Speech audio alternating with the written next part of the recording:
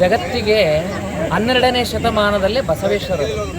ಅವರು ಬಿಟ್ಟರೆ ಗುರು ಅಂತಕ್ಕಂತಹ ಪದ ಇರಲಿಲ್ಲ.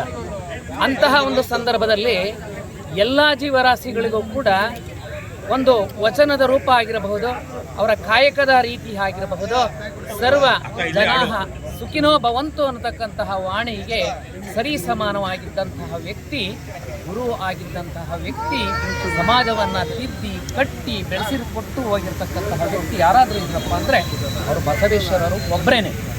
ಆ ಉದ್ದೇಶಕ್ಕೋಸ್ಕರ ಜಗತ್ತಿನಲ್ಲಿ ನಾವು ಯಾರ್ಯಾರನ್ನೋ ಧ್ಯಾನ ಮಾಡ್ತಕ್ಕಂತಹದ್ದು ಇದೆ, ಸಂಪ್ರದಾಯ ಇದೆ ಮಾನವ ಧರ್ಮದಲ್ಲಿ. ಅಂತಹ ಒಂದು ಕಾಯಕದಲ್ಲಿ ನಿಷ್ಠಾವಂತರಾಗಿ, ಕಾಯಕದಲ್ಲಿ ಜ್ಞಾನಿಗಳಾಗಿ, ಜ್ಞಾನದಲ್ಲಿ ವಿದ್ಯಾವಂತರಾಗಿ ಎಲ್ಲ ಸಮಾಜಗಳನ್ನು ಕಟ್ಟಿ ಬೆಳೆಸಿ ಕೊಟ್ಟು ಹೋಗಿರ್ತಕ್ಕಂಥ ನಾವು, ನಮ್ಮ ಕರ್ತವ್ಯ ಏನಪ್ಪ ಅಂದರೆ ಅವರನ್ನು ಸ್ಮರಣೆ ಮಾಡ್ತಕ್ಕಂಥದ್ದು, ಅವರ ಜಯಂತಿಗಳನ್ನು ಆಚರಣೆ ಮಾಡ್ತಕ್ಕಂಥದ್ದು. ಇವತ್ತಿನ ಪೀಳಿಗೆಗೆ ಅವರ ಹಾದಿಯನ್ನು ತೋರಿಸಿದಾಗ ಮಾತ್ರ ನಾವು ಬದುಕಲಿಕ್ಕೆ ಸಾಧ್ಯತೆ ಆಗ್ತಾ ಇದೆ. ಆ ಒಂದು ಸದುದ್ದೇಶವನ್ನು ಇಟ್ಕೊಂಡು ಮಾಗಡಿ ಟೌನಿನಲ್ಲಿ ನಮ್ಮ ಪೊಲೀಸ್ ವಿಜಯ್ ಕುಮಾರ್ ಅವರು ಸಕಲ MLA ಆಗಿರಬಹುದು, ಈ ಒಂದು ಪಟ್ಟಣದ ಎಲ್ಲ ಸರ್ವ ಸದಸ್ಯರನ್ನು ಒಟ್ಟುಗೂಡಿಸಿಕೊಂಡು ಸರ್ವ ಜನರನ್ನೂ ಕೂಡ ಪ್ರೀತಿಯಾಗಿ ತೆಗೆದುಕೊಂಡು ಡೋಮ್ಲೈಟ್ ಸರ್ಕಲ್ ಅನ್ನತಕ್ಕಂತಹದ್ದನ್ನು ಪರಿವರ್ತನೆ ಮಾಡಿಕೊಂಡು ನಾವು ಬಸವೇಶ್ವರರನ್ನು ಪ್ರತಿಷ್ಠಾಪನೆ ಮಾಡಬೇಕು ಅಂತಕ್ಕಂತಹದ್ದನ್ನು ಎಲ್ಲರಲ್ಲೂ ಕೂಡ ಕೇಳಿ ಒಂದು ಸಾಧನೆಯ ಹಾದಿಯ ದೀಪದ ಬೆಳಕಾಗಿ ಕೊಟ್ಟಿರ್ತಕ್ಕಂತಹ ದಿವಸ ಬಸವೇಶ್ವರ ಜಯಂತಿ ದಿವಸನೇ ನಾವು ಮಾಡಬೇಕು ಅಂತಕ್ಕಂತಹ ದಿನವನ್ನು ತೆಗೆದುಕೊಂಡು ಒಬ್ಬ ಗುರುಗಳ ಮುಖೇಣ ಆಗಬೇಕು, ಇದು ಜಂಗಮರ ಮುಖೇಣ ಆಗಬೇಕು ಅಂತಕ್ಕಂತಹ ಸಂಪ್ರದಾಯ ಹಿಂದಿನಿಂದಲೂ ಕೂಡ ಇದೆ. ಈಗಲೂ ಕೂಡ ಇವತ್ತು ಕೂಡ ಅದೇ ಕೆಲಸ ಆಗಿದೆ. ಮುಂದೂ ಕೂಡ ಬಹಳ ದೊಡ್ಡ ಶಿವರಾತ್ರಿ ಸ್ವಾಮೀಜಿಗಳಾಗಿರಬಹುದು, ಮತ್ತು ಸಿದ್ಧಗಂಗಾ ಶ್ರೀಗಳಾಗಿರಬಹುದು, ಇಲ್ಲಿನ ಶಾಸಕರು ಅಥವಾ ಸಚಿವರು ಅವ್ರನ್ನ ಕರೆಸಿ ದೊಡ್ಡದಾಗಿ ಉದ್ಘಾಟನೆ ಮಾಡಬೇಕು ಅಂತಕ್ಕಂಥ ಅಭಿಪ್ರಾಯ ಅವರಲ್ಲಿದೆ.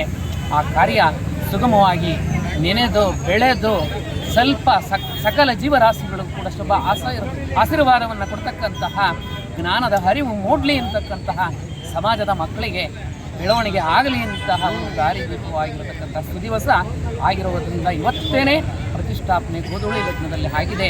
ನಿಮ್ಮೆಲ್ಲರಿಗೂ ಕೂಡ ವರುಣದೇವ ದಯಪಾಲಿಸಿ ಬಿಸಿಲನ್ನು ಹಿಂದೆ ಕಳಿಸಲಿ ಅಂತ ಹೇಳಬಯಸ್ತಾ, ಜಯಂತಿ ಯಾವುದೇ ಒಂದು ನಿನ್ನೆಯಿಂದಲೂ ಕೂಡ ಪಾನಕ ಪ್ರಸಾದ ಆಗಿರಬಹುದು, ಬೆಳಗ್ಗೆಯಿಂದ ಅನ್ನದಾನವೂ ಕೂಡ ಆಗಿದೆ. ಅದೇ ರೀತಿ ನಮ್ಮ ಮಾಗಡಿ ತಾಲೂಕಿನ ಎಲ್ಲ ಸಮಾಜದ ವೃಂದದವರು ಕೂಡ ಸೇರಿಕೊಂಡು ಇವತ್ತಿನ ಕಾರ್ಯಕ್ರಮವನ್ನು ಯಶಸ್ವಿಯಾಗಿ ನಡೆಸಿಕೊಟ್ಟಿರ್ತಕ್ಕಂಥವರಾಗಿದ್ದಾರೆ. ಇಂತಹ ಕಾರ್ಯಕ್ರಮಗಳು ನಡೆದಾಗ ಮಾತ್ರ ಧರ್ಮ ಜಾಗೃತಿಗಳ ಬೆಳವಣಿಗೆಗೆ ಸಾಧ್ಯ ಅಂತ ಹೇಳಿ ಬಯಸ್ತಾ ಇವತ್ತಿನ ಮಾತಿನ ವಿರಾಮವನ್ನು ಕೊಡ್ತಾ ಇದೆ. ನಮಗಂತೂ ಬಹಳ ಖುಷಿಯಾಗಿದೆ. ನಮ್ಮ ಸಮಾಜವನ್ನು ಕಟ್ಟಿಕೊಟ್ಟು ಹೋಗಿರ್ತಕ್ಕಂತಹ ಒಬ್ಬ ಮಹಾನ್ ವ್ಯಕ್ತಿಯನ್ನು ನಾವು ಸ್ಥಾಪನೆ ಮಾಡ್ತಾ, ಅದು ಬರೀ ಮಣ್ಣಿಂದ ಅಲ್ಲ, ಕಲ್ಲಿಂದಲ್ಲ, ಲೋಹದಿಂದ ಬೆಳವಣಿಗೆ ಆಗಿರ್ತಕ್ಕಂಥದ್ದು. ಸುಮಾರು 11 ಅಡಿ ಇರ್ತಕ್ಕಂತಹದ್ದು. ಅದಕ್ಕೆ ಸುಮಾರು ಲಕ್ಷಗಳು ಖರ್ಚು ಮಾಡಿ ನಮ್ಮ ವಿಜಯಕುಮಾರರವರಿಗೆ ಗೊತ್ತಿದೆ. ಶಿವರುದ್ರಮ ವಿಜಯಕುಮಾರರು, ನಮ್ಮ ಮಂಜಣ್ಣರಾಗಿರಬಹುದು, ತಾಲೂಕಿನ ಅಧ್ಯಕ್ಷರ ಮಕ್ಕಳಾಗಿರ್ತಕ್ಕಂಥ ಎಲ್ಲ ವರದಿಗಾರರಾಗಿರಬಹುದು. ಈ ಒಂದು ಬೆಳವಣಿಗೆ ಹಾದಿ ನಮ್ಮ ರಾಮನಗರ ಜಿಲ್ಲೆ, ಕರ್ನಾಟಕ ರಾಜ್ಯದಲ್ಲಿ ಹೆಚ್ಚಿನದಾಗಿ ಯಶಸ್ಸನ್ನು ಕೊಡಲಿ ಅಂತ ಈಗ ಬಯಸ್ತಾ ಈ ಮಾತಲ್ಲಿ ವಿರಾಮವನ್ನು ಕೊಡ್ತಾ ಇದ್ದೀವಿ. ಅಶ್ವರೂಢ ಬಸವೇಶ್ವರ ಮಾಡಬೇಕು ಅಂತ ನಮ್ಮ ಶಾಸಕರಾದ ಬಾಲಕೃಷ್ಣಣ್ಣವರು ನಮ್ಗೆ ಕರ್ಕೊಂಡು ಬಂದು ತೋರಿಸಿದ್ರು. ಈ ಸರ್ಕಲಲ್ಲಿ ಒಂದು ಅಶ್ವರೂಢ ಬಸವೇಶ್ವರ ಮಾಡಬೇಕು, 11 ಅಡಿ ಮಾಡಬೇಕು ಅಂತ ಹೇಳಿದರು. ಆವಾಗ ನಾವು ಮಣ್ಣಲ್ಲಿ ಮಾಡೆಲ್ ಮಾಡಿ ಸಾಹೇಬರಿಗೆ ತೋರಿಸಿದ್ದೀವಿ. ಸಾಹೇಬರು ಹಲವಾರು ಬಾರು ನಮ್ಮ ಫ್ಯಾಕ್ಟ್ರಿ ವಿಸಿಟ್ ಮಾಡಿ ಅವರು ಆ ಮೂರ್ತಿಯಲ್ಲಿ ತುಂಬ ಕರೆಕ್ಷನ್ಸ್ ಆಮೇಲೆ ತಿದ್ದುಪಡಿ ಮಾಡಿಸಿ, ಆ ತಿದ್ದುಪಡಿ ನಂತರ ಅದನ್ನು ಫೈಬರ್ ಮೂಲಕ ಅಚ್ಚು ತಗೊಂಡು ಅದನ್ನು ಬಿಡಿಭಾಗಗಳು ಕಟ್ ಮಾಡಿಕೊಂಡು ಮತ್ತು ಮಣ್ಣಿನಲ್ಲಿ ಕೋರ್ ಕಟ್ಕೊಂಡು ಉಳಿದಾಗಿದೆ. ಮತ್ತು ವೆಲ್ಡಿಂಗ್ ಜಾಯಿಂಟ್ ಮಾಡಿ ಫಿನಿಶಿಂಗ್ ಮಾಡಿದ್ವಿ. ತುಂಬ ಅದ್ಭುತವಾಗಿ ಮೂರ್ತಿ ಬಂದಿದೆ ಅಂತ.